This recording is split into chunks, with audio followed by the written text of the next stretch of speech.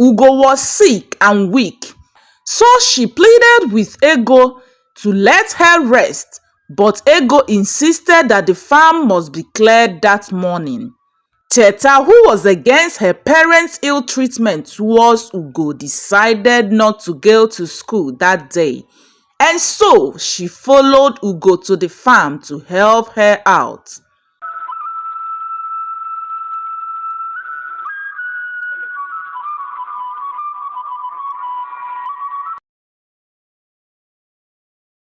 Once upon a time, there lived a girl named Ugo. Ugo's parents had died in an auto crash. Several years passed and Ugo was now staying with her uncle Mazi Ude and his family. Mazi Ude had a beautiful wife whose name was Ego and two daughters, Ijoma and Cheta. Cheta was very close to Ugo. She took her as her sister and accorded her with deserved respect. But Mazi Ude's first daughter, Ijoma, just as her parents hated Ugo so well that nothing Ugo did was ever good enough. Ugo was left to do all the chores alone and most times have little or no food to eat. Cheta never took sides with her parents and sister. Ugo stopped going to school after the parents were late and she moved in with her uncle.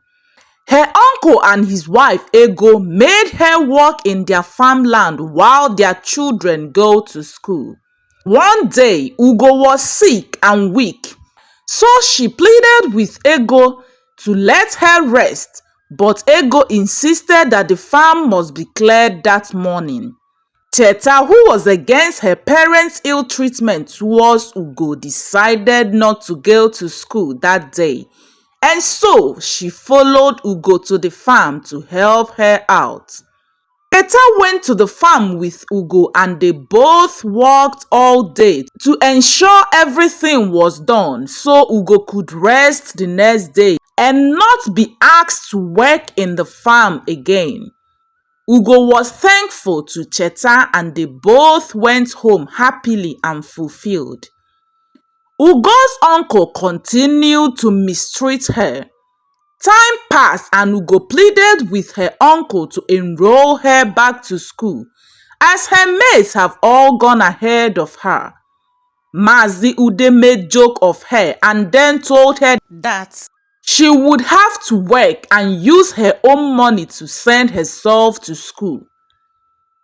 Heartbroken Ugo had a good friend, Nne, who had been emotionally supportive, and when she heard Ugo's ordeal, she was so sad and offered to assist her with some money so she could start a small business and save up money for her school fees.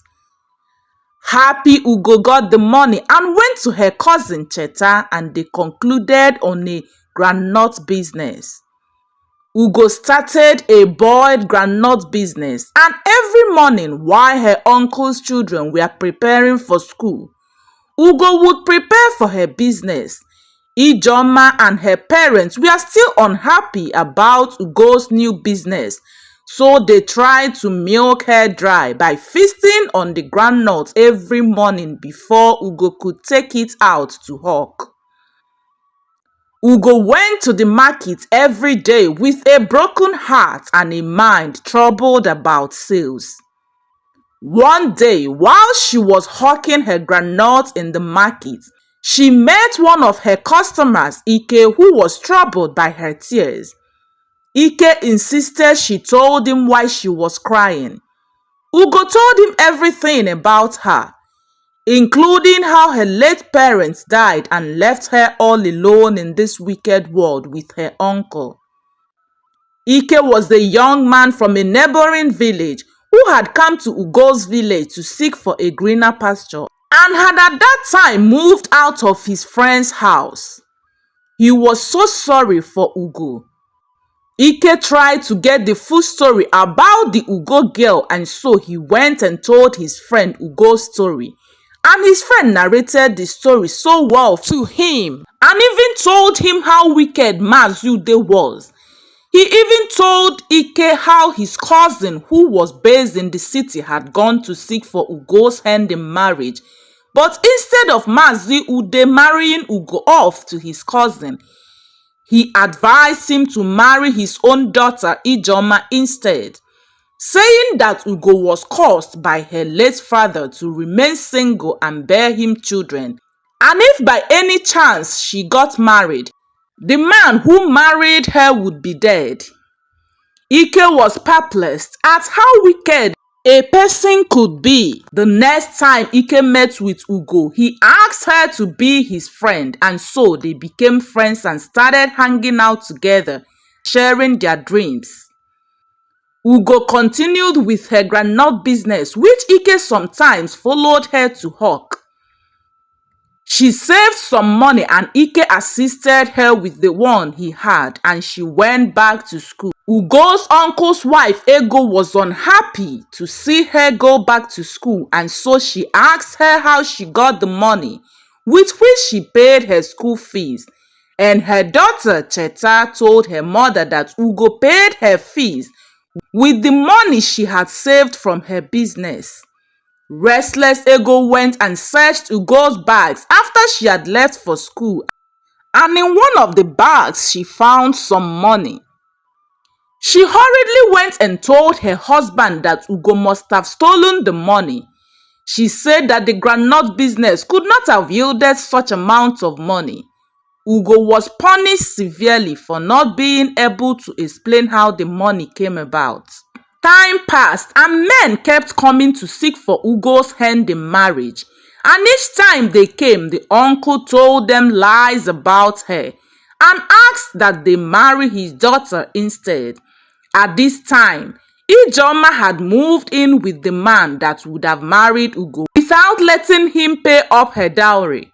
Each time they visited, her father reminded them of the bride's price. They kept promising to come and pay up, but never did, and the other suitors were asked to marry Cheta. Cheta refused and chased those men away for not knowing what they truly wanted.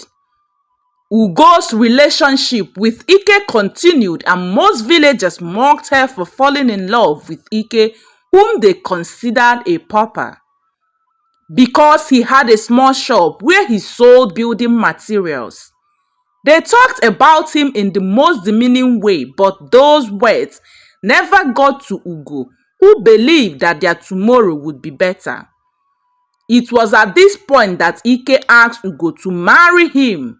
Ugo accepted his proposal, but Cheta was not happy because she felt Ike would be unable to take care of her sister since his business was just a small one.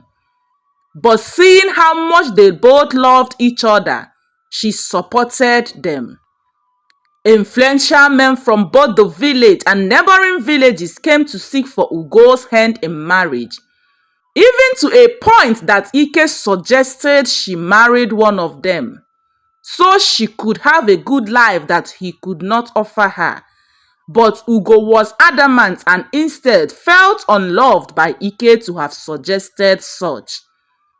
Ike, who saw how his advice would affect his relationship with Ugo, asked that she forgive him for bringing up such. Ugo forgave him, and he on the other hand tried to see if Ugo's love for him was genuine. And however he tried, Ugo kept proving to love him for who he was. Ike went to his village and informed his father about his newly found love, Ugo. Ike was an only son of a well-known businessman in his town, and his father had allowed him toil as a man and had promised to hand over the family's business to him after he had found and married a wife. And no one at Ugo's village knew about this, not even Ike's friend, who accommodated him for some time before he was able to secure his own place.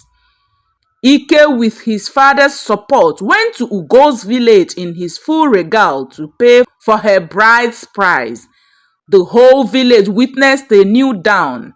Ugo's uncle was dumbfounded by the turn of events. He regretfully gave Ugo's hand in marriage to Ike and pleaded for Ugo's forgiveness. Ugo married her Prince Charming, and they both were gifted with a house and cars. It was not long after she got married, the other girls who had mocked her for loving a nobody went begging her for forgiveness. Ugo, a kind-hearted soul, forgave them, and all the people left with the thought, "Onweghị onye ma echi," which means no one knows tomorrow.